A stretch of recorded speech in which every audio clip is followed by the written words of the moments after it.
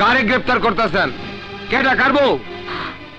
বাবা, এ আমার মাইয়া, কারো বউ না। এই কালু কসাই আমার কলেজে পড়াশোনার মাইয়াটারে জোর কইরা ধইরা নিয়া ওরে দিয়া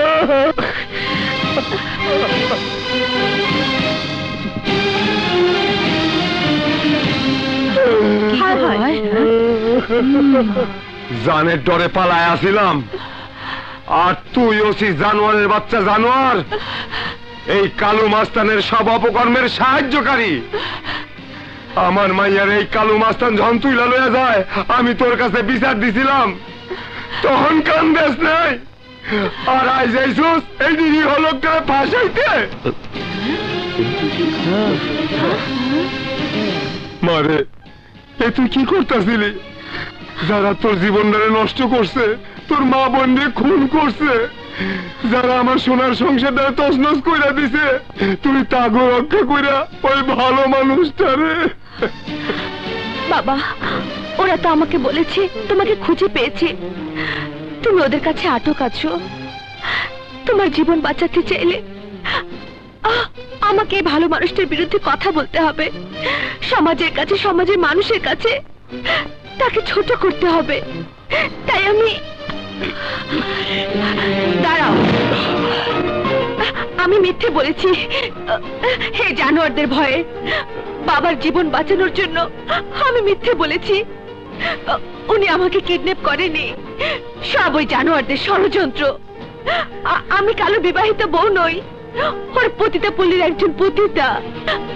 আমি কলেজে পড়তাম, একদিন এই শয়তানটা আমাকে কিডন্যাপ করে তুলে নিয়ে যায় তার অভিজাত ভাড়া করা বাড়িতে। সেখানে আমারই মতো আরো অনেক সুন্দরী মেয়েদেরকে দিয়ে জোর করে দেহ ব্যবসা করায়। শহরের বড় বড় সরকারি কর্মকর্তা, ব্যবসায়ী আর নেতা মন্ত্রীদের ভোগ দিয়ে ওর কাজ আদায় করে। ওর কথা যে মেয়ে না শুনে তাকে অমানসিক অত্যাচার করে, গলা টিপে ফাঁসি দিয়ে মেরে ফেলে, এমনকি গরু ছাগলের মতো জবাই পর্যন্ত করে। আর 10টা বাঙালি মেয়ের মতো আমারও স্বপ্ন ছিল শিক্ষিতা হব, চাকরি করব, অথবা কোনো সৎ চরিত্রবান মানুষের আদর্শ স্ত্রী হয়ে জীবন অতিবাহিত করব। এই জানোয়ার আমার সেই স্বপ্নকে গুড়িয়ে দিয়েছে, নিজের সহ অসংখ্য লোকের ভোগের সামগ্রী বানিয়েছে, আমাকে পরিণত করেছে এক জীবন্ত লাশে।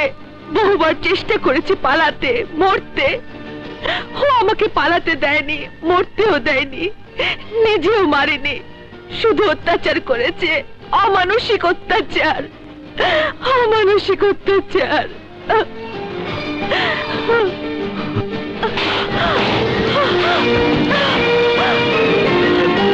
এই দেখুন, আমার গলায় ওর হিংস্র হাতের ছাপ এখনো লেগে আছে।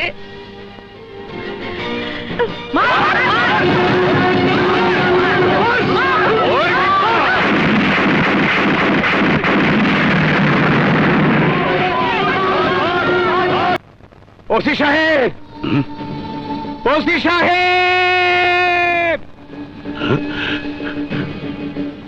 রত্না কি হয়েছে? মোর রত্নার কি হয়েছে? কত মানে গা করে ডাইকেন না ওসি সাহেব, ও আজ আপনার ডাকে সারা দিব না।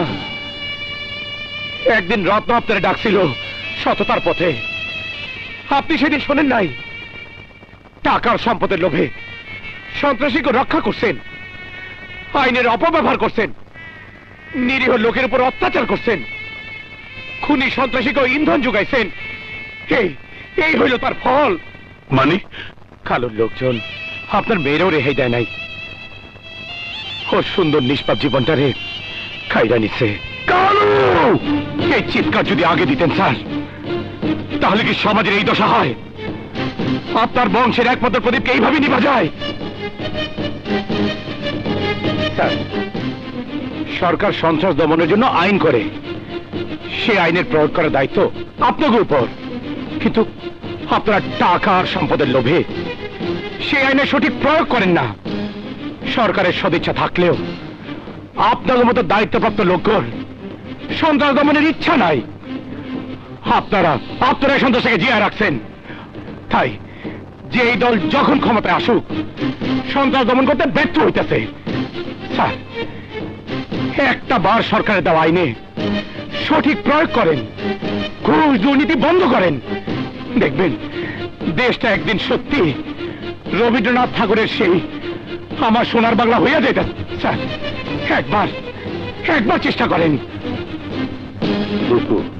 জীবনে মই বহুত অন্যায় করছি, আজকে আর একটা অন্যায় দিয়া সেই অন্যায় প্রায়শ্চিত্ত করতে চাই। তুমি না বস্তির সাধারণ মানুষ হইয়া সন্ত্রাস দমন করতে চাইছিলা। এই না পিস্তল, যাও দুঃখু, কাল্লু কষাই আর তার সমস্ত লোকজনরে তুমি নিজের হাতে শেষ করে দিয়ে আহো। ধরো আর ধরো, ধরো, চলো ধরো, যাও।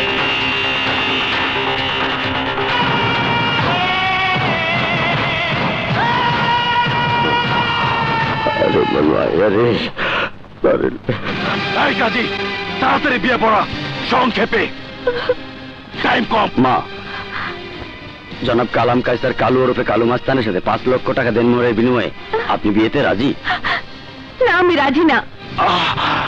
ওই কষ্টি আমার আদরের ময়না তোতা পাখি, তুই যত অন্যায় করছস আমি সব ভুইলা সব মাফ কইরা তোরে বিবাহ করতেছি। আর তুই সব কি কইতেছস?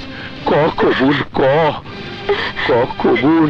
না, মরে যাব, তবু তোর মতো জানোয়ারকে বিয়ে করব না। দেখ, আমার ভিতরে পশুটারে জায়গায় তুলিস না, ক কবুল, ক। না, মরে গেলেও বলবো না। এই, ক কবুল, কবুল ক।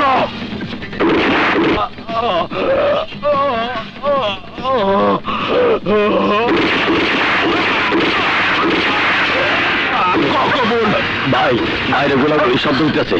চুপ শুয়োরের বাচ্চা, এটা গুলির শব্দ না।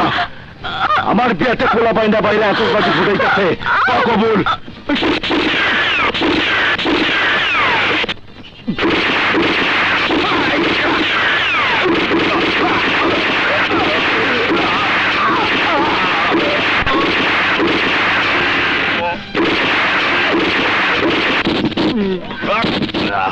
কবুল, কবুল।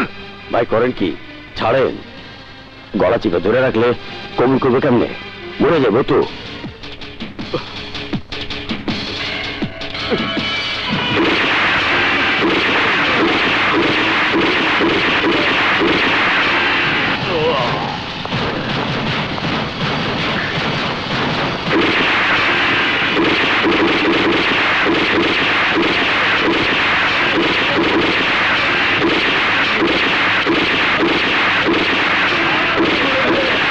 কবুল না কইলে তোরে আমি জনমে ভাগটাই খাওয়াই দিব, কবুল।